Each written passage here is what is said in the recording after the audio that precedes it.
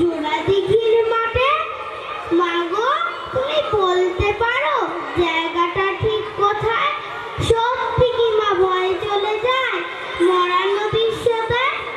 আচ্ছা ধরো তুমি যাচ্ছ পালকি চেপে একা, পথঘাট সব মনীষীহীন, পাখিরও নেই দেখা, গাছের মাথায় ঘন অন্ধকার, দেখা যায় না ভালো।